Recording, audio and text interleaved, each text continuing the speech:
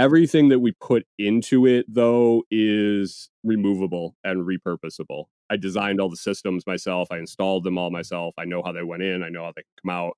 And I really kept that in mind.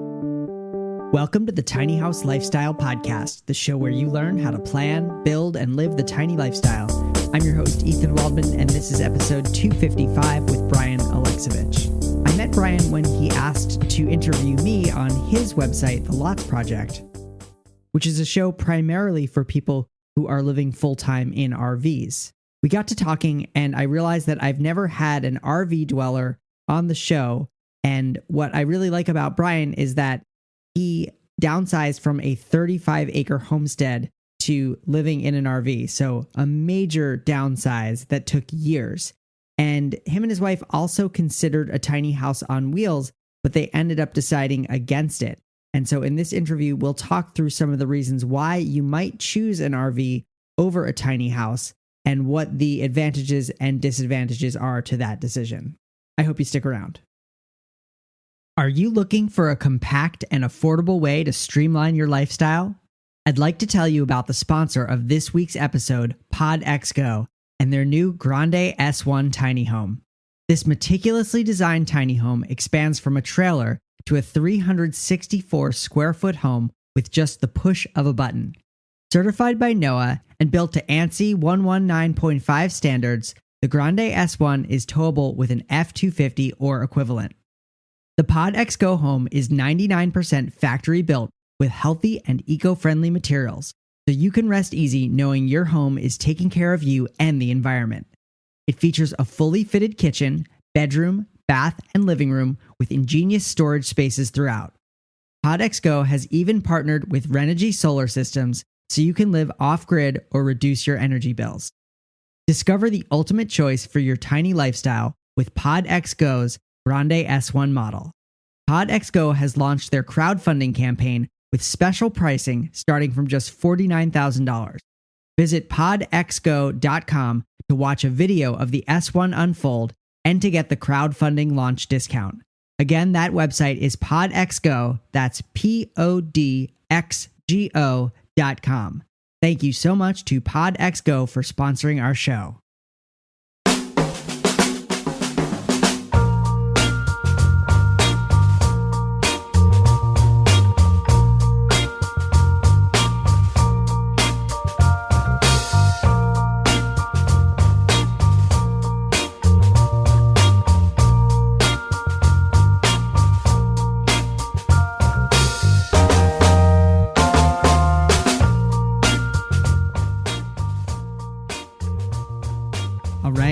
I am here with Brian Aleksivich. After establishing a 35-acre homestead in Minnesota, Brian and his wife decided to escape the cold, but had no idea where they wanted to go. After exploring many different options, they decided to hit the road in a travel trailer with their 3 St. Bernards. The Lots Project is documenting the journey. Brian, welcome to the show. Hey, Ethan, how's it going, man? Pretty good. Thanks for being here. Oh, no problem. Thanks for having me. You're very welcome. So you actually interviewed me for your show a couple of weeks ago, and I got to kind of thinking and realizing that I had never really had anyone on Tiny House Lifestyle Podcast to talk specifically about life in an RV. And like early on in the tiny house movement, I think there was like a lot of like almost sensitivity because we got the question a lot like, oh, why don't you just build an RV? Like, or why don't you just buy an RV? And it was always like, no, that's a very different thing. And, but I feel like we're at the point now where like, it's differentiated enough that we don't need to be quite as sensitive about it. So, right. So tell me, I guess I'm curious really to hear about your decision-making process, because you really mentioned when we did our interview, you mentioned that you and your wife were thinking about a tiny house on wheels. So kind of talk me through it. Yeah. So, man, this was back. We've been on the road since September. I think we started planning that like 2 years prior to that. Okay. And it all culminated with a big snowstorm in Minnesota. It was like in the middle of October, and we just kind of threw our hands up and said, we love this lifestyle. Yeah. We love the farm. We got to move. And So we just got to get out of the cold. And so we kind of started looking around on the internet and bopping around on different, kind of looking at different YouTube channels. And we settled on the mountains of Idaho. We're like, Okay. low restrictions and this and that. And we're like, okay. And then we started looking into alternative lifestyles. We were looking or living quarters. We looked deeply into a yurt. Basically, was what we decided on. Mm-hmm. You know, just we were ready to move out of the normal home, and we were looking for raw land. We kind of wanted to develop it all ourselves. We considered tiny homes. We considered a yurt, which we felt that we could move easier if we wanted to move to a different property at some point. The tiny home, I have a long background in trailers and industrial and situations, and I was really hesitant to do the traveling tiny home. I just didn't like a lot of pulling it down the road. Yeah. And since we were going to sit there, we dove into the yurt. We went down that road more, and we just kind of liked it. Okay. And at one point, we just finally said, well, what are we going to do when we get there? First, well, how are we going to get to this property that we haven't bought yet? Okay. When we get there, what are we going to live in? Yep. And so we said, well, let's do a travel trailer. We'll take a travel trailer out there. We'll live in it while we put the yurt up, while we establish the property, while we get whatever utilities, if we want them or not. And so we decided on that. We were going to do that. Yep. And one day we looked and said, why are we going to Idaho? Neither of us had ever really been to the mountains of Idaho. It doesn't sound much warmer than Minnesota to me. well, there is, you have the banana belt there, right at the bottom of the mountains. That is it's a zone 7. And in Minnesota, we were like a 3A, a 3B borderline. So it was pretty rough. So we were like, we'll do up this travel trailer. We'll live in it. And well, why are we going to Idaho? Why don't we go look around? Okay. If we're building out this travel trailer and we don't know where we want to be, why don't we just go exploring? Yeah. And that's how we ended up in the travel trailer. But, right along the same lines is why people kind of explore the tiny house living. We went into all of that same scenarios, deciding on a small space. I think we all share that common bond of a small space, whether it's stationary, tiny home, RV, yurt, anything alternative like that. Yeah. Interesting. So now you've been on the road now for how long? Since September. We took off mid-September. We were supposed to close on our house right at the beginning of September, and it ended up falling through, and it was a big mess, and we just decided to take off before winter. Okay. So we've been traveling now for just about 5-6 months. Nice. So give me some deets on your travel trailer. Like, what are the dimensions? What features does it have? How much does it weigh? That kind of stuff. Sure. So we picked up a 2014 32-foot Palomino Puma pull behind. Okay. So it's a pull behind bumper pull trailer. Okay. I'm 6'5". Yep. So I really am limited in the fifth wheel type travel trailers, because usually the bedroom's in the front. Yep. And to be able to have head clearance for me, the thing has just got to be enormous tall. Yep. So we went with the bumper pull. We have 2 slide outs. We have one in the main room, which is kind of like the living room where I'm sitting right now. Okay. Actually is the one slide out, and then the other is in the back. Basically, when we bought it, we gutted it almost completely. Wow. It had like a bunkhouse in it. We don't need that. It's my wife and I and our 3 St. Bernards. And so open space is premium for all the large bodies. Yeah. She's the smallest one in here. All the dogs are way more than her and less than me. Yeah. And so getting it open, we took out all the bunks. We took out all the extra sleeping storage.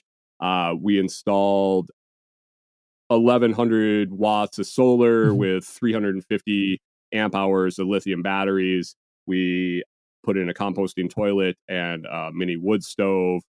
We're really set up. We spent the last 3 months in actually a old watermelon field in Texas. Nice. Just hanging out staying out of the cold. So we don't need hookups. We really focused on being able to go to a piece of raw property when we want to purchase one, Yeah.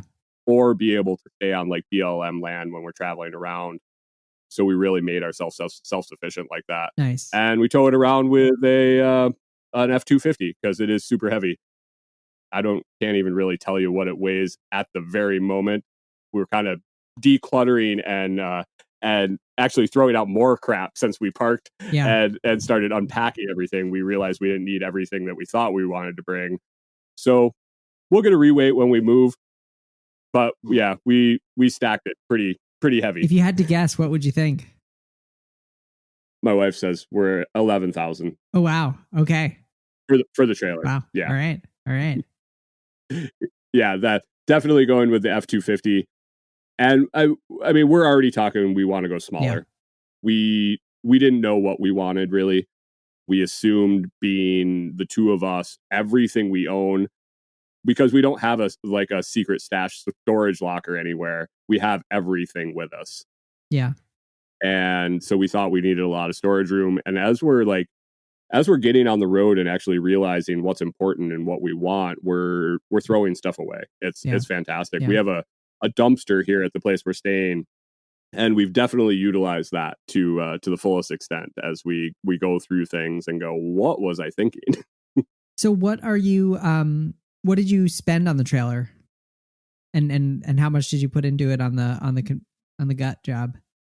It was 17. I think it was 17,000 when we bought the trailer. Nice. We gutted it out. I did all the work. I think we ended up putting about, I would say, another 15 into it, mm-hmm. with all the solar components and everything. Yep. Everything that we put into it, though, is removable and repurposable. Okay. I designed all the systems myself. I installed them all myself. I know how they went in. I know how they come out. And I really kept that in mind.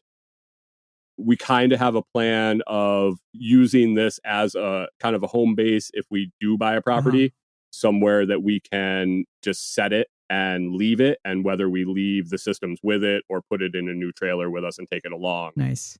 That's all been designed for that. Cool. Or if something happens to this where we have to get rid of it, we can take all this equipment with us. So because it's a travel trailer, I'm guessing it has some like gray water holding tanks and freshwater holding tanks. How much capacity do you have on board? We have 45 gallons freshwater. Okay. And we don't use the black water anymore since we went to the composting toilet. So we had, I believe it was 45 gallons combined. I ended up putting a combined tank to combine the black and the gray. Makes sense. And we never fill it. Yeah. we really never fill it. And then we also put a 70-gallon poly tank in the bed of our truck that sits in the front that we can fill. So we don't have to hook up the trailer to go get water. We can just take the truck wherever we can scavenge water from and fill the tank and bring it back. That's really smart. Yeah. We try not to drive around with it full. Yeah. It's another 500 pounds. But when we're local and we want to go run and get water, it's really, really nice. Yeah, that's clever. And what's the process like for filling those tanks? Can you do it from the outside of the trailer? Yeah. There's actually, so if we do get a spot that has a water hookup, like your typical RV spot, we can just hook the hose up to the main line and have pressurized water. What we do normally is, I can transfer it from my truck to the trailer. Mm-hmm. I took, so we have a RV 12-volt water pump in the trailer for use.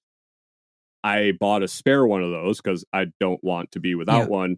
And then I wired alligator clips to it. So I use that to actually transfer the water from the truck to the trailer. Nice. And just use a hose into the fill tank. Or if I don't feel like getting all that out, we have some jerry cans and I just like gravity feed them into the jerry cans and dump them in. Cool. That's what I usually end up doing anyway, because it's nice to stand outside and just enjoy the outside instead of listening to the pump run. Yeah, totally.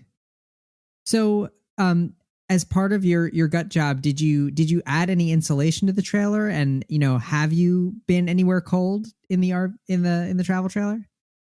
We did a little bit. We didn't end up stripping much of the exterior walls down. That's kind of where we stopped. There were some sections that we peeled out, and when we did, we double insulated with like Reflectix. Yeah. We haven't been anywhere cold. We're kind of trying to avoid that. We were in Texas about a month ago. It got down below freezing for like 4 or 5 days. Mm-hmm. Basically, we just drained all our water and ran the wood stove constantly, had the propane backup furnace. And I mean, it stayed relatively comfortable in here. I think we kept it probably about 50 degrees. All right. All right. So, and it was down in the teens. So you really adapt. We ride the temperature in here anywhere between 45 and 80, really. Okay. Interesting. Just like being outside. Yeah, exactly. Just like being outside.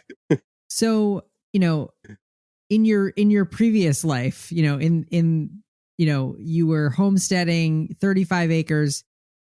Everyone that I know who has a farm or homestead has so much stuff, tools, equipment, supplies. Like, it is like, it's not a bad lifestyle. And I'm not saying this with any judgment because you need that stuff to do the lifestyle. But I'm curious, what was it like going from that to, downsizing as small as living in a travel trailer? It was painful. It was really painful. I mean, I'll kind of cop to being borderline hoarder. Uh-huh. Just in the mentality of, like you said, with the homestead, like I can use this for something and I have the space for it. Like I had a 40 by 100 barn that I could fill with whatever I wanted, whether it be livestock or supplies, quote unquote supplies. We had a ton of shit and just tools and equipment and fence supplies and bird supplies and feeders and all of that stuff. That's why it took so long, really. Yeah. It was a disaster to try to do. We donated a lot. We got a bunch of dumpsters. And then we sold the property with a lot of the stuff that we felt would be valuable for someone that wanted to do a homestead in the future. And it came with a lot of junk too. And it was just kind of like you get the good with the bad, and it is what it is. It's part of the deal. Yeah, it was definitely. We had a 1,500 square foot house, 25 by 25 detached garage, a 10 by 25 shed, 100 by 60 barn, and then another chicken coop building that had a bunch of crap in it too. Wow. Yeah, it was a lot. It's definitely a big change. But once I decided that that's what I wanted to do and started doing it and realized how good it felt, like I said, we've since we've left, we've been throwing more away to where we were like, okay, this is the bare minimum we'll ever keep. We'll always have this stuff. And we're just like, yeah, we don't need it. Do you miss anything about that lifestyle?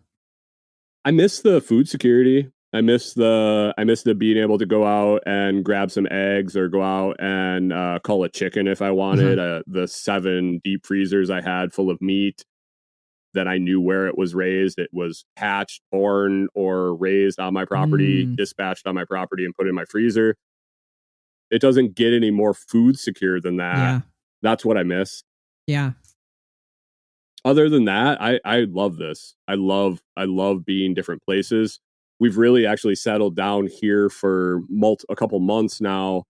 I've been helping a friend with some work, and we've realized that we don't want to be stationary this long. It just gets you complacent.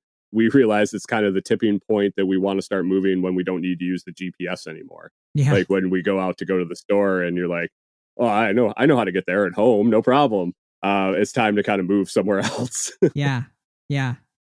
That's cool. So how often are you moving? And it sounds like you're not staying in your typical RV parks. Like, how did you hook up with the middle of the watermelon field? Well, we target hip camp. When we were up in Minnesota, I ran a hip camp in one of the back fields of our property. Okay. Basically, it's a private campground. So that was kind of my MO, or BLM land, stuff like that. Mm-hmm. When we wanted to stay long term down here to come down and help my friend out, I started looking for hip camps close to his area, found one, reached out to the landowner, said, hey, I don't need one of your spots.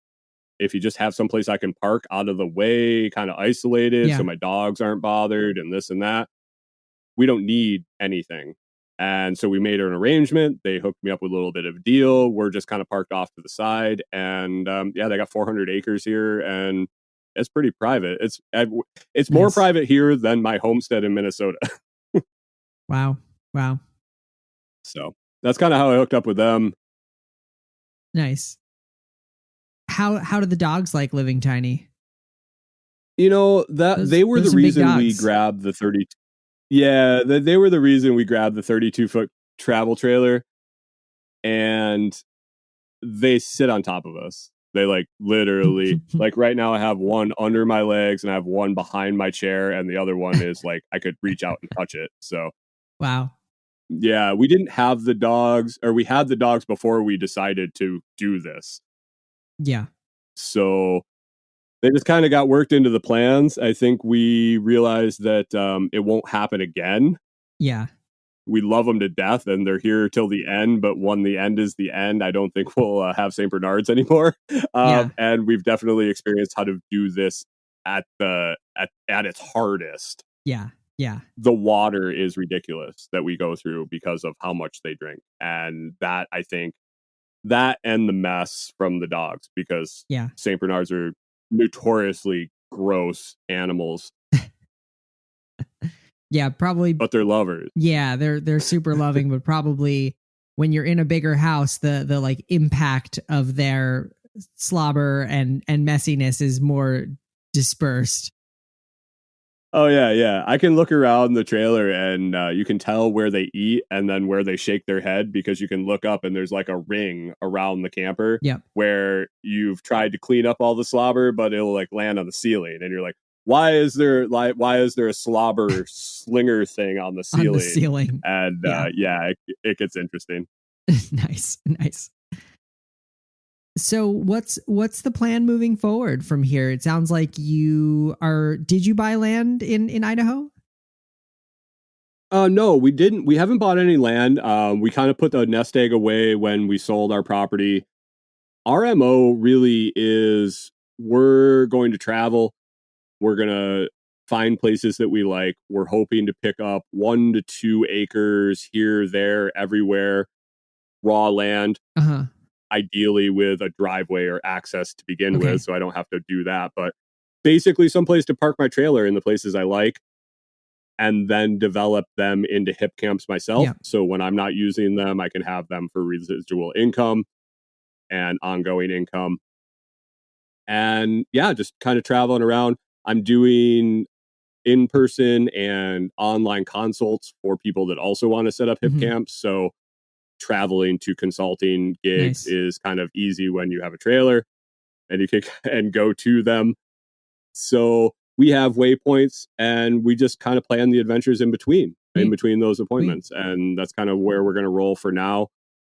We're here until I think March, and then we're going to kind of roll up to Tennessee. Then I have to go up to the East Coast a little bit to visit some family, and then out to South Dakota. And that's kind of the first half of our year coming up. So nice. Now, it seems that the distinction between a travel trailer and a tiny house, if you want to be traveling and on the road, that's like one of the main benefits. And then there's also, just the cost. I mean, the fact that you were able to buy that travel trailer for $17,000, and you probably didn't need to gut it, but you decided to put some work into it. So the cost is pretty significant compared to a tiny house on wheels. Do you have any tips for, the full-time lifestyle in a travel trailer like that? Like maybe tips for somebody who's considering a tiny house, but is now thinking, okay, maybe a travel trailer will be better for my lifestyle. Yeah. Do your research as far as, well, prices have gone up. Let me tell you. We bought our trailer. Now it'll be 3 years ago in September. So we're 2.5 years in. With all the stuff that went down, prices kind of skyrocketed. I don't know if they're coming down. I'm not really in the market for a new trailer, but what I would suggest is figure out the trailer you want and then buy your vehicle to tow it. It gets way easier to match the tow weight of the trailer to what your vehicle is able to do. If you have a truck, if you have to work within those bounds, you gotta do what you gotta do. Yeah. But if you have nothing, like we went from a Subaru Outback is what we had when we started this whole thing. Yeah. We bought the trailer first. We had somebody tow it home for us, and then we bought a truck that was comparable to towing it. I think that was an easier way for us to do it, and it allowed us to kind of get the trailer we wanted and then match the vehicle to it. Got it. You're going to want to go and walk through the things. Okay. And spend some time in them, possibly rent one, do your research, and know what you're getting into before you do it. I'm in a lot of online full-time RVer communities, and I see people that are on the road. They've been on the road for a month asking questions that, like, I dove into before I even decided that I was going to do it, let alone before I took off full time. And that scares me, like that people are willing to just, I mean, go for it, do it. Like I'm all about that, but cover your bases and know what's going on. Know how your systems work, know how everything functions. If you didn't install it yourself and you don't know how it is, find somebody, and you might have to pay a couple bucks, but find somebody to walk you through that system. So when you are camping, you're not stuck when it doesn't work. Like, you know what's going on. Yeah. There's a big lack of mobile RV techs, mechanics, like somebody that's going to come to you and fix it. And if you're stuck somewhere, you're stuck somewhere. And either you got to figure it out and know how it works, or you got to get it somewhere to somebody to fix it. So I would really suggest knowing your thing inside out before you really go full time. Got it. So spend some time, like maybe living in it on your property or somewhere nearby before you. Yeah, I mean, we spent 2 years living in ours as we retrofitted it. And like, I have the advantage of I installed pretty much everything in it. So like, I know how it works because I built it. But yeah, we lived in our driveway for, I think it was almost 2 years while we did the whole conversion. Yeah. So tell me about kind of the hip camp opportunity. You know, it's kind of the sleeper option versus Airbnb, but you know, what kind of things are you seeing there, and what kind of opportunities for someone who maybe is, you know, owns some land and is trying to earn some extra money to build that tiny house? Yeah. So Hip Camp is basically the Airbnb of the camping world. There's several. I mean, there's other companies that do the same thing, but basically, you're a private landowner and you want to rent out a spot on your property, just like an Airbnb renting out a room. Yep. So someone that has a property can set up a tent site. They can set up a primitive camping site that doesn't have any electricity. There's certain restrictions depending on where you're at. There's toilet restrictions where you might have to put in like a composting toilet or require campers to bring something with them. Outhouse or so something. There's the ins and outs of all the regulations. Okay. But basically it's an online calendar that people can browse your listing and rent a camping spot. Nice. Come out and pitch a tent, have a campsite. There's all sorts of upsell options that you can do for them, different amenities that you can offer. Yeah, it's a big, wide open. It's basically like hotel room shopping. Cool. But for campsites. Yeah, the site, I checked it out. I mean, like, if you're familiar with the Airbnb platform, using the Hip Camp website will feel pretty familiar to you. Yeah. Oh, yeah. Oh, for sure. And that's where I draw like my advice from is someone that has set one up, but also more as on the camper side. So I bring that perspective to someone that's looking to set up a site. What I look for when I'm looking for a camping site, what turns me on, what turns me off. I talk to other campers and decide and see what they're seeing. Yeah. People that are in different situations than me that need hookups or are tent camping. When I'm at these places, I talk to the other campers. I talk to the owners, just bringing that wealth of knowledge and experience to someone trying to set this up on their own.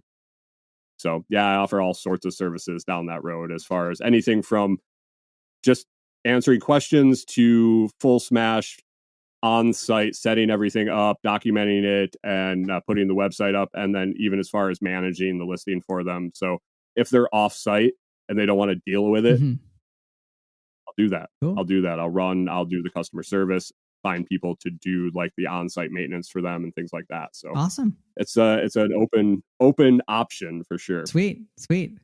Well, I really appreciate you sharing all the, the kind of journey that you've been on, because that's, again, just wow, what a transition going from a 35-acre homestead to a travel trailer. Yeah, it was definitely a shock for sure. Yeah. Awesome. Well, one thing that I like to ask all my guests is, what are 2 or 3 resources that were really helpful for you on your tiny house journey that you'd like to share with our listeners? Sure. YouTube University for sure. That's where I dug in, basically kind of found the personalities that I like. Yep. And followed them and just dove into all the resources.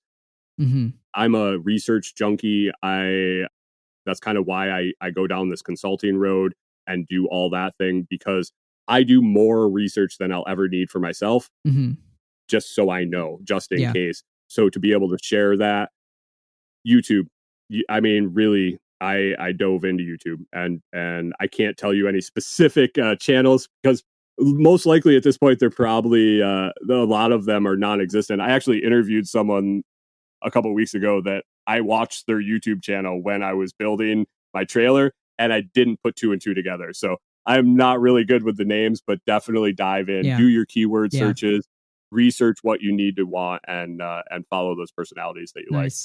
Nice. Any other ones? You could always come to my There you site. go. thelotsproject.com. Thelotsproject.com is kind of the home base for all our stuff. We kind of dive into our whole life under this. Nice. So we have a lot of side projects going on with everything else that interests us, which isn't really pertinent to this conversation, but there's a lot of different avenues you can come to find at thelotsproject.com. Awesome. Well, Brian Aleksivich, thank you so much for being a guest on the show today. Hey, no problem. Thanks for having me, Ethan. Thank you so much to Brian Aleksivich for being a guest on the show today. You can find the show notes, including pictures of Brian's RV, a complete transcript, and links to all of Brian's work at thetinyhouse.net/255. Again, that's thetinyhouse.net/255. Thank you so much to PodXGo for sponsoring the podcast this week. Don't forget to check out podxgo.com to learn more about their crowdfunding launch and check out the Grande S1 Tiny House. Well, that is all for this week. I'm your host, Ethan Waldman, and I'll be back next week with another episode of the Tiny House Lifestyle Podcast.